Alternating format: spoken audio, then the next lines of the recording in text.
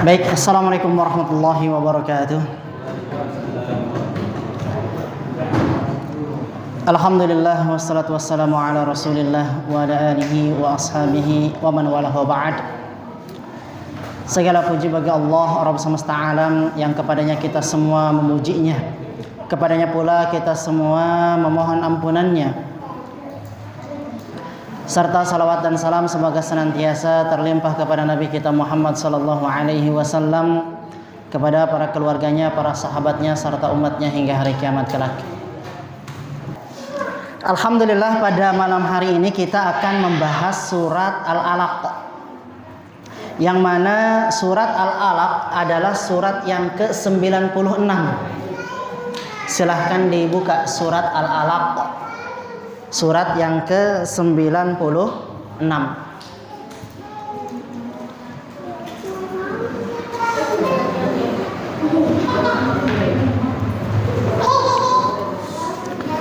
Yang mana surat Al-Alaq itu sendiri memiliki arti segumpal darah. Al-Alaq adalah artinya segumpal darah. Dan kata Al-Alaq ini diambil dari surat Al-Alaq ayat yang kedua, ya, khalaqal insana min 'alaq.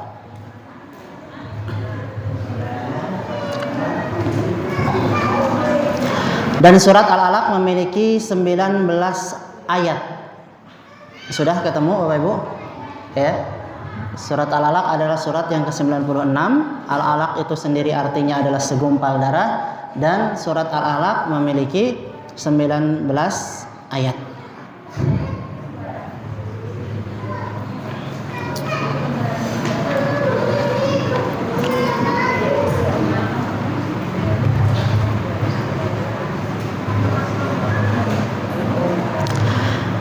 Baik, sekarang silahkan dibaca intisari surat atau tujuan pokok surat Al-Alaq. Silahkan dibaca terlebih dahulu.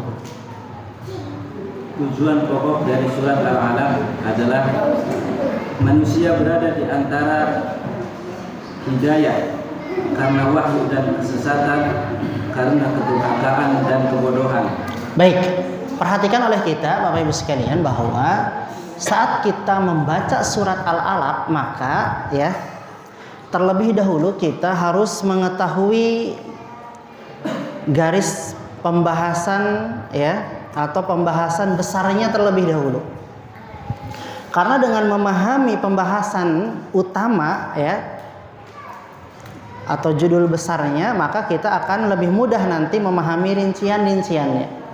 Maka di sini diterangkan bahwa Quran surat Al-Alaq ini, ya, menjelaskan tentang annal insana baina hidayatihi bil wahyi wa dhalalihi bil istikbari wal jahli. Surat Al-Alaq ini menerangkan kepada kita bahwa yang namanya manusia ini berada dalam hidayah, ya, jadi berada di antara hidayah dan juga kesesatan. Sekali lagi, ya, surat Al-Alaq ini membicarakan, ya, tentang manusia itu berada di antara hidayah dan kesesatan. Setelah kita memahami lebih dalam lagi, maka kita akan mendapati bahwa, ya, yang namanya hidayah itu berasal dari wahyu, sedangkan kesesatan itu disebabkan karena kedurhakaan dan kebodohan. Sekali lagi, ya, tolong dipahami, Quran surat Al-Alaq ini menjelaskan bahwa yang namanya manusia berada di antara hidayah dan kesesatan. Dan hidayah dapat diraih dengan wahyu. Artinya siapa yang mengikuti wahyu, maka dia akan mendapatkan hidayah. Sedangkan kesesatan, ya, itu disebabkan karena kedurhakaan manusia dan kebodohan. Jadi Bapak Ibu, kalau kita baca surat Al-Alaq ayat 1 sampai ayat 5 ya, kita ini akan melihat bagaimana Allah Tabaraka wa Ta'ala itu nanti mengabarkan kepada kita ya tentang asal usul kita selaku manusia. Ya. Allah mengabarkan kepada kita tentang asal usul manusia yang tercipta dari mana? Dari segumpal darah. Kemudian setelah Allah menerangkan kepada kita bahwa kita ini diciptakan dari segumpal darah, artinya dari sesuatu yang lemah, sesuatu yang hina, ya, maka kemudian Allah angkat manusia dengan ilmu, sehingga manusia tersebut memiliki kemuliaan. Kemudian setelah ayat 6 dan seterusnya ya, maka kita manusia akan kembali menjadi hina jika ya kita melakukan kedurhakaan dan juga mengikuti kebodohan. Ya. Kemudian setelah berikutnya, ayat berikutnya barulah Allah menjelaskan tentang ya seseorang ya sebagai contoh yang tersesat atau yang berada di dalam kesesatan disebabkan karena kedurhakaan dan kesombongan serta kebodohan. Yaitu siapa? Abu Jahal. Ya, jadi urutannya seperti itu. Ya, urutannya pertama Allah mengabarkan kepada kita bahwa kita ini diciptakan dari segumpal darah, ya, dari sesuatu yang lemah, sesuatu yang tak berdaya, sesuatu yang hina. Lantas kemudian Allah angkat kita dengan ilmu. Allah ajarkan kita ilmu sehingga kita memiliki kemuliaan, dan kemuliaan ini akan kembali ya kepada kehinaan apabila ya kita mengikuti kesesatan, kita durhaka kepada Allah, kita pun mengikuti kebodohan. Kemudian ya pada pembahasan berikutnya kita akan mendapati Allah akan memberikan contoh, yaitu sosok Abu Lahab ya yang menjadi ikon kebodohan ya, sebagai sosok bapak kebodohan Abu Lahab ini, yang artinya tidak boleh kita ikuti. Baik. Nah, kemudian apa hubungan surat Al-Alaq dengan surat At-Tin? Setelah surat Al-Alaq, surat apa setelahnya? At-Tin, ya. Apa hubungannya antara surat Al-Alaq dengan surat At-Tin? Apabila kita perhatikan, maka kita akan mendapati ya bahwa surat Al-Alaq ini membicarakan tentang karunia Allah yang diberikan kepada manusia berupa ilmu dan wahyu. Jadi nanti di dalam Quran surat Al-Alaq kita akan mendapati ya tentang karunia Allah, tentang pemberian Allah kepada umat manusia berupa ilmu dan wahyu. Ini dalam Quran surat Al-Alaq. Sedangkan di dalam Quran surat At-Tin nanti kita akan mendapati ya bahwa inti pembicaraannya adalah berkaitan dengan karunia Allah yang berupa fisik dan tubuh yang sempurna. Sekali lagi, kalau surat Al-Alaq itu adalah karunia Allah Tabaraka wa Ta'ala yang diberikan kepada umat manusia berupa apa? Ilmu dan wahyu. Sedangkan dalam Quran surat At-Tin nanti kita akan mendapati ya surat At-Tin berbicara tentang karunia Allah ya yang diberikan kepada manusia berupa fisik dan tubuh yang sempurna.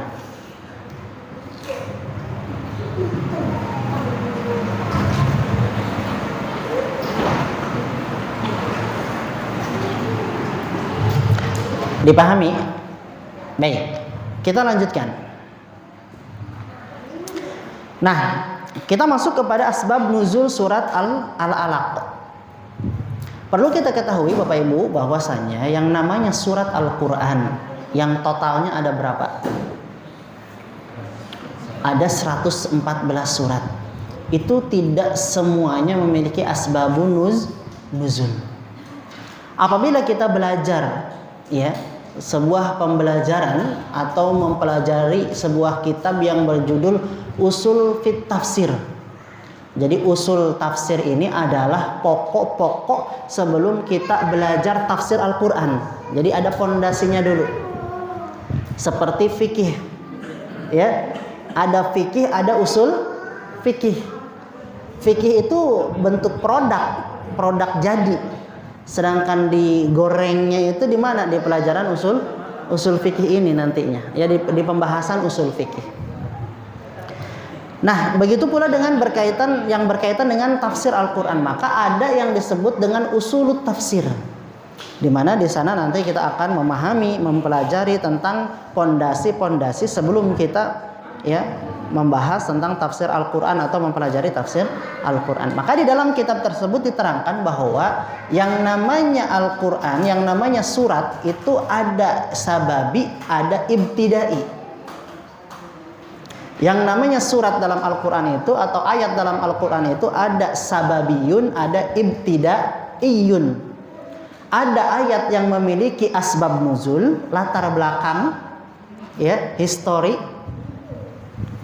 turunnya. Sedangkan ada juga ayat Al-Quran yang dia tidak memiliki histori atau latar belakangnya, namun langsung turun, ya, tanpa ada historinya terlebih dahulu. Nah, adapun surat Al-Alaq, maka, ya, ini termasuk daripada surat sababi, yaitu surat yang memiliki asbab nuzul, surat yang memiliki, ya, latar belakang turun. Sebelum kita masuk kepada pembahasan asbabun nuzul, maka perlu kita pahami bahwa surat Al-Alaq ini merupakan surat Makkiyah, yaitu yang diturunkan kepada Nabi Shallallahu Alaihi Wasallam sebelum beliau hijrah ke kota Madinah, ya, yang mana surat ini diturunkan kepada Nabi ketika berada di Gua Hiro, ya. Gua Hiro itu ada di mana? Gua Hiro?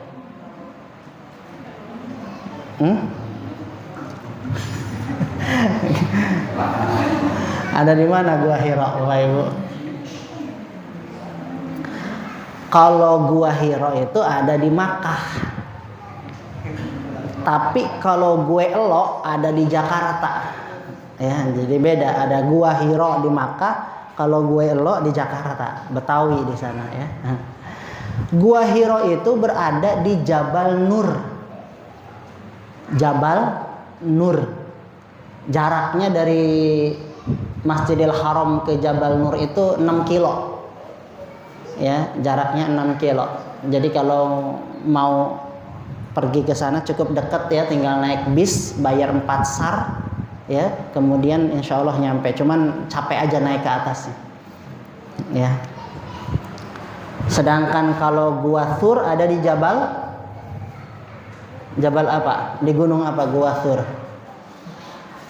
Di Jabal Thur, ya, di Jabal Thur. Kalau Gua Thur di Jabal Thur, kalau Gua Hiro ada di Jabal Nur, ya. Tapi kalau di Arab nanti kalau di papan apa namanya petunjuk arah tulisannya tuh N-O-U-R, Naur, gitu, ya. Bukan tulisan kayak kita Nur gitu kan, beda, ya. Jadi apa namanya teh? Penulisannya, ya, berbeda. Baik, kita lanjutkan. Nah, surat ini turun ketika Nabi berada di dalam Gua Hiro, ya, sebagaimana yang masyhur, yang sudah terkenal, diketahui di tengah-tengah kaum muslimin, ya. Kemudian, ya, apakah surat Al-Alaq adalah surat yang pertama kali diturunkan ataukah ada surat yang lain?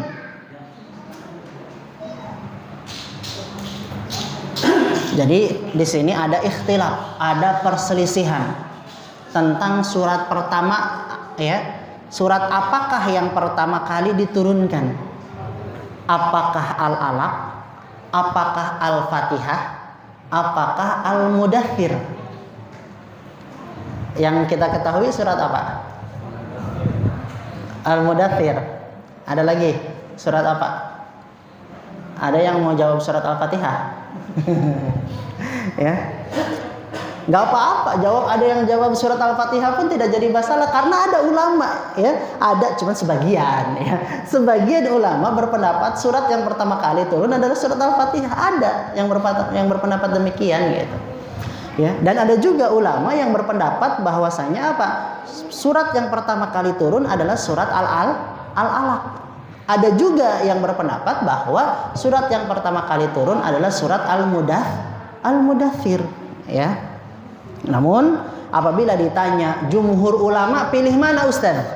Nah, kalau yang ditanya jumhur ulama pilih mana, maka kami jawab jumhur ulama memilih surat Al-Alaq sebagai surat pertama kali turun kepada Nabi kita Muhammad sallallahu alaihi wasallam. Jadi kalau ada perselisihan jangan kaget ya, perselisihan hal biasa gitu. Cuman kalau nanya jumhur mana Ustaz? Ya eta jumhur mana Al-Alaq gitu ya. Beres urusannya. Baik, kita lanjutkan. Nah,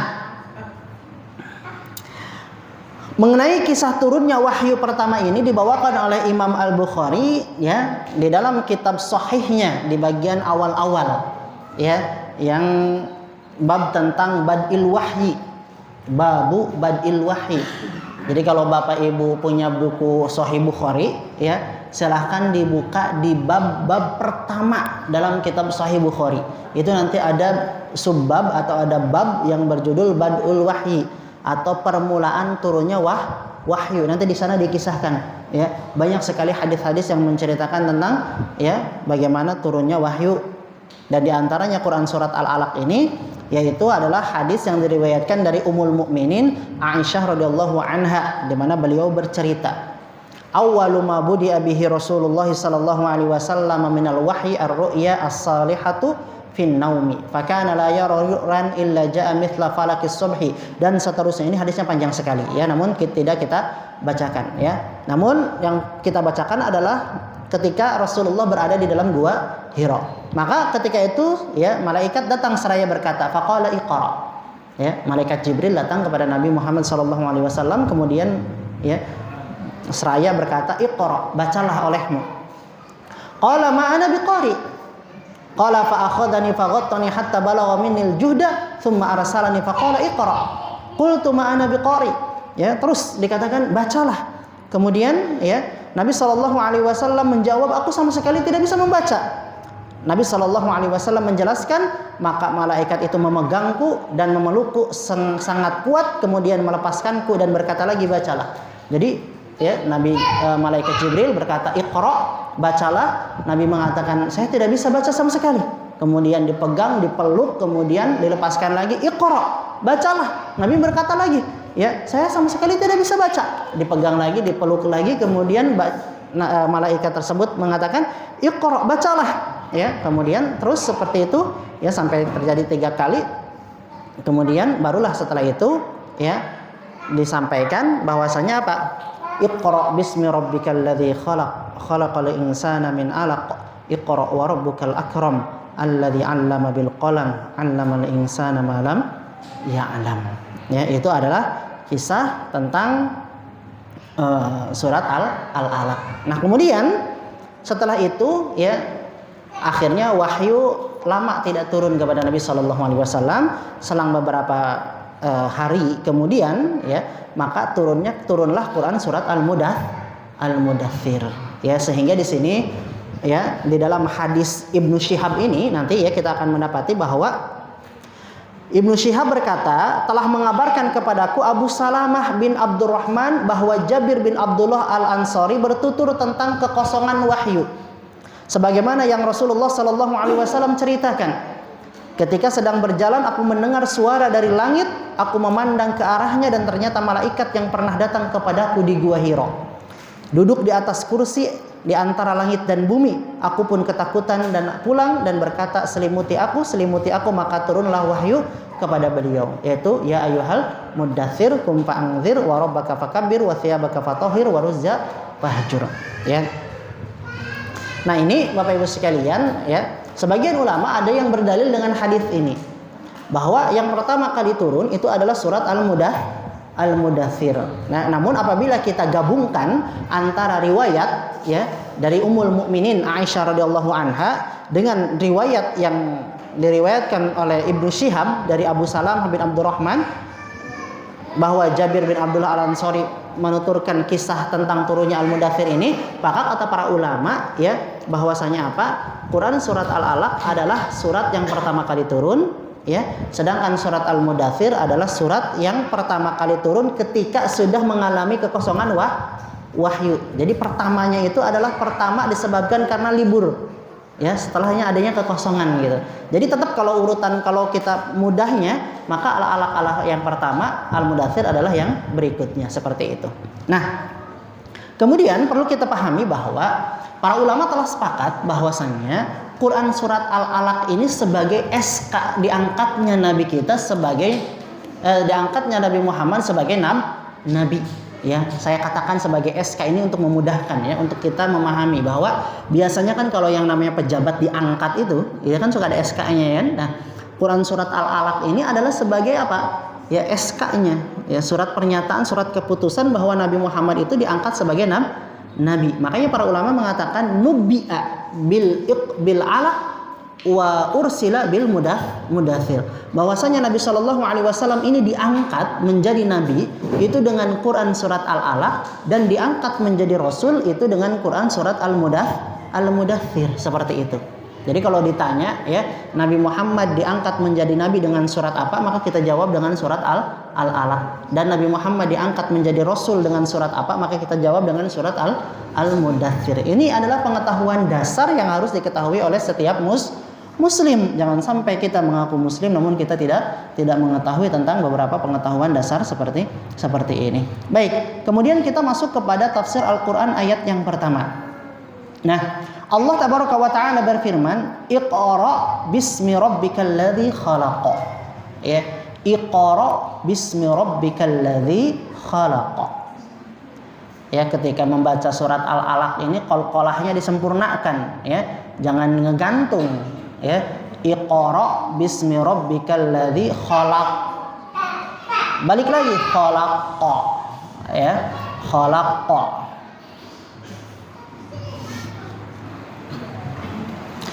Kadang saya juga kalau jadi imam ya, kalau qalqalahnya kurang sempurna atau apa suka dikomentar sama istri. Ya. Nah, qalqalahnya kurang bulat. Ya. Dan lain sebagainya, huruf da-nya kurang ya, dan lain sebagainya ya, maka penting sekali. Kita lanjutkan ya. Di dalam tafsir Al-Mukhtasar yang diterbitkan oleh Markas Tafsir diterangkan tentang mengenai surat Al-Alaq ayat yang pertama ini, mangga dibaca.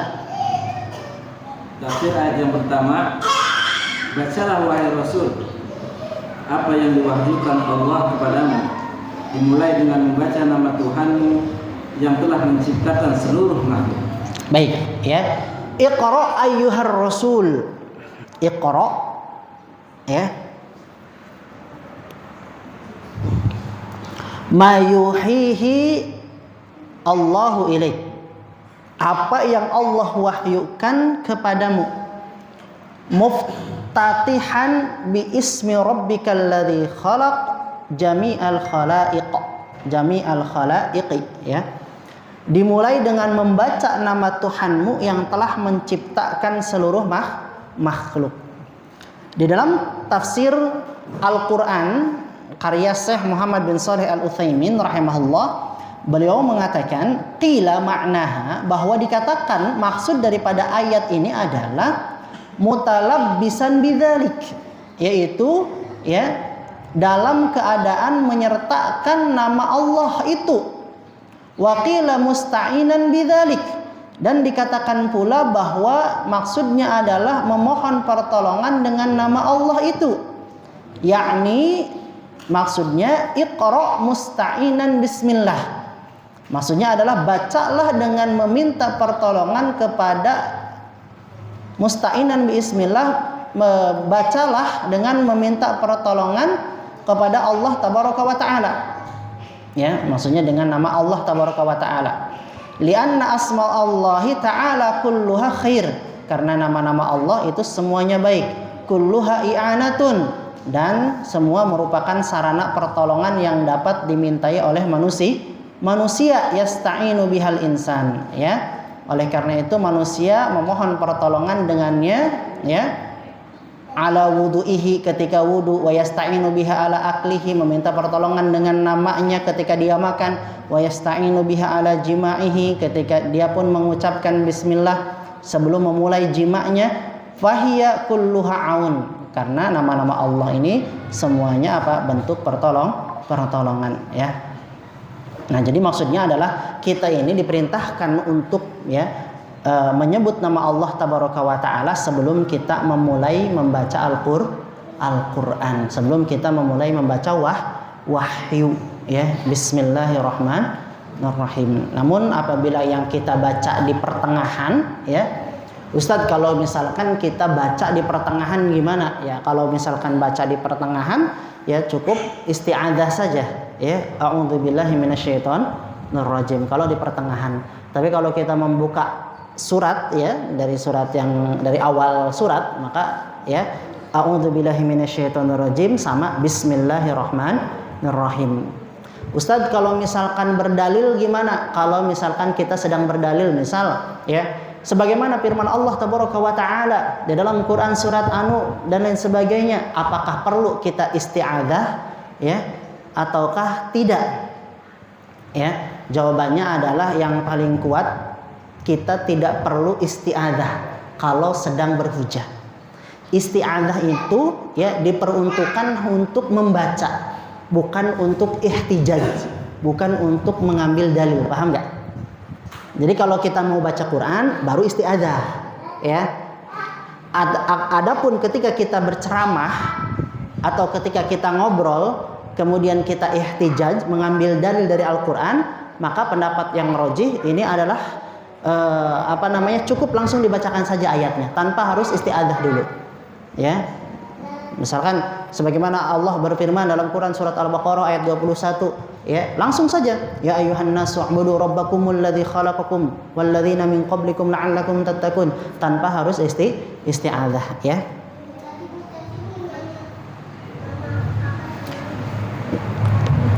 Adapun kalau dalam sholat, ya, maka isti'adzah dibaca, ya. Isti'adzahnya dibaca, isti'anahnya dibaca, bismillahnya dibaca, ya. Namun, ya, di sini nanti para ulama berselisih, apakah nanti dibacanya zahar secara terang-terangan dalam fikih Syafi'iyah maka dibaca jahar, ya. Adapun dalam fikih Imam Ahmad bin Hanbal maka dibacanya dengan sir, ya.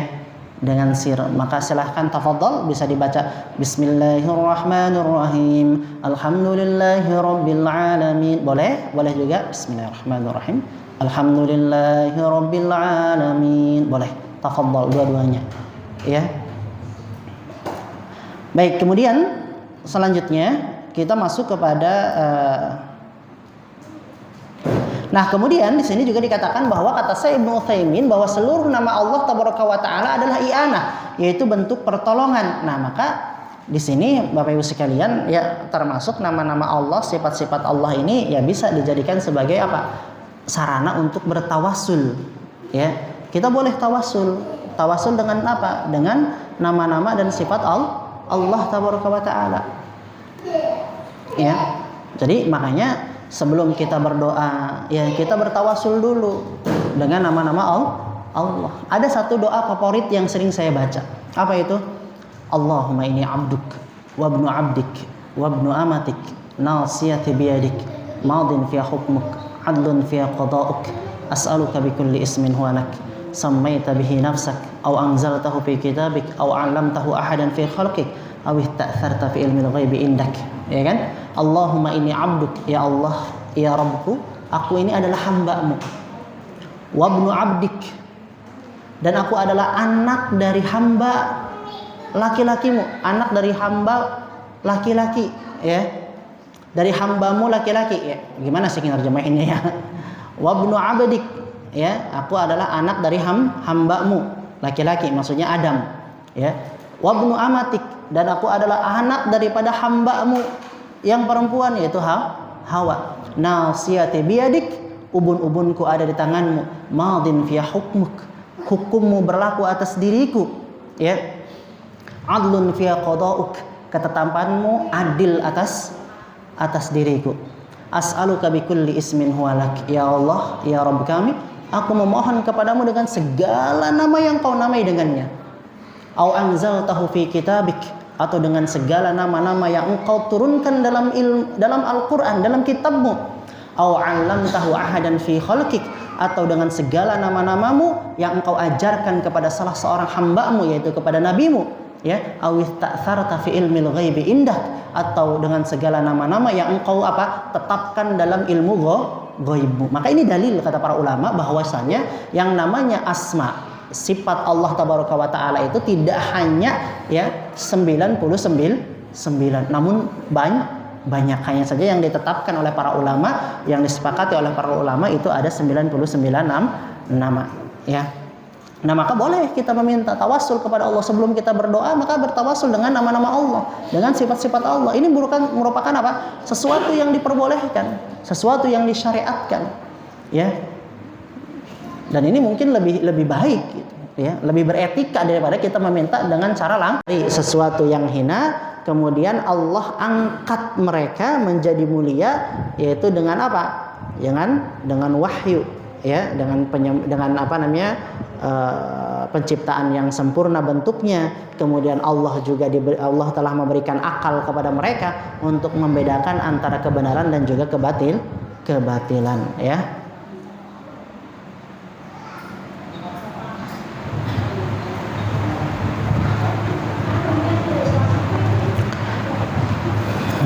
Baik, kita lanjutkan 1 menit lagi. Atau jam berapa deh antum? 19.01. Hah? 19.01. Oh, ini udah 19.02. Baik, ya. Kita cukupkan sampai di sini. Insya Allah nanti kita lanjutkan pada pembahasan berikutnya, yaitu pada ayat yang ketiga, ya. Ini cukup panjang, surat Al-Alaq ini kurang lebih ada 19 ayat. Mudah-mudahan Allah tabaraka wa taala senantiasa memberikan kita, ya, kenikmatan sehingga kita semua dapat kembali duduk bermajlis membahas tafsir Al-Quran, agar kita semua dapat memahami isi kandungan Al-Quran dan juga dapat menjadi petunjuk bagi kita semua di dalam mengarungi kehidupan dunia yang fana ini. Wassallallahu ala nabiyina Muhammadin wa ala alihi wa sahbihi wasallam. Wa akhiru da'wana alhamdulillahi rabbil alamin. Assalamualaikum warahmatullahi wabarakatuh.